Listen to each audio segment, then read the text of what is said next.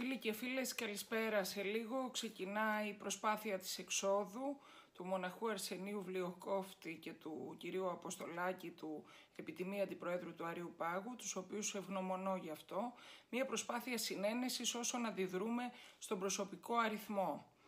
Το γνωρίζαμε όλοι ότι θα φτάσουμε μέχρι εδώ, διότι μας είχε προειδοποιήσει γι' αυτό η αποκάλυψη του Ιωάννη, όταν είχε πει ότι δεν θα μπορεί κανείς να πουλήσει ή να αγοράσει παρά μόνον αυτός που έχει το χάραγμα του θηρίου ή φέρει τον αριθμό του ονόματος αυτού.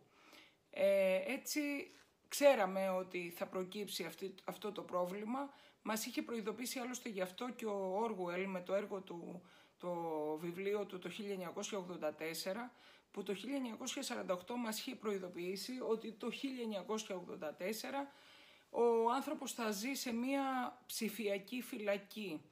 Δεν θα του επιτρέπεται καν στοιχειωδώς να σκέφτεται, να αισθάνεται, να κρίνει, να μιλάει ελεύθερα. Το μόνο που θα του επιτρέπεται θα είναι να φοβάται και να λατρεύει τον αρχηγό του, τον μεγάλο αδελφό.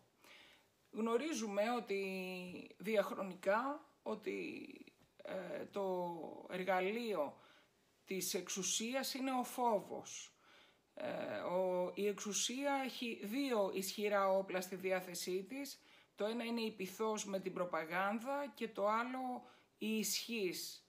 Όταν δεν μας πείθει η προπαγάνδα της, δεν την ενδιαφέρει όχι να συνενούμε, αλλά να υπακούουμε στα θελήματά της και τότε χρησιμοποιεί την ισχύ της. Ο φόβος λοιπόν είναι ένα διαχρονικό εργαλείο που δυστυχώς ζει περισσότερο παρά ποτέ η ελληνική κοινωνία. Όλο αυτό τον καιρό που έχω δώσει στη δημοσιότητα το εξώδικο, πολλοί κόσμος μου τηλεφωνεί και κάποιοι ανησυχούν αν θα υπάρξουν αντίπεινα από την επίδοση του προσωπικού αριθμού, του εξωδίκου για τον προσωπικό αριθμό. Με ρωτούν δηλαδή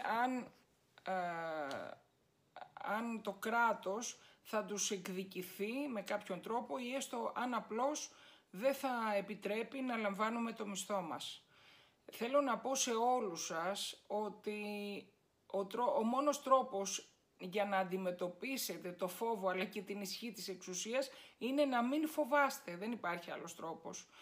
Το είχε πει και μας είχε ενημερώσει γι' αυτό ο Βενιαμίν Φραγκλίνος, ο πατέρας του Αμερικανικού έθνους το 1776, όταν μας είπε ότι όσοι θυσιάζουν την ελευθερία τους για την ασφάλειά τους, τότε δεν θα καταλήξουν να μην έχουν τίποτα από τα δύο, γιατί δεν τους αξίζει.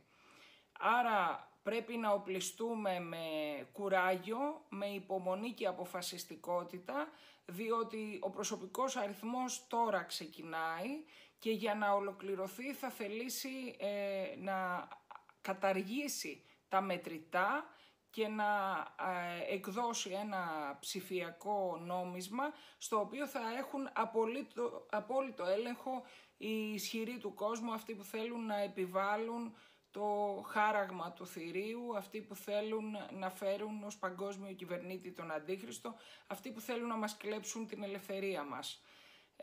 Ένα έχω να σας πω, όσοι πιστεύετε στο Χριστό, οπλιστείτε με τη δύναμη που μας χαρίζει η φράση του, «Ως της θέλει ο πίσω μου ελθύν, απαρνησάς το εαυτόν, αράτω των σταυρών αυτού και ακολουθείτο μη». Έχουμε πορεία.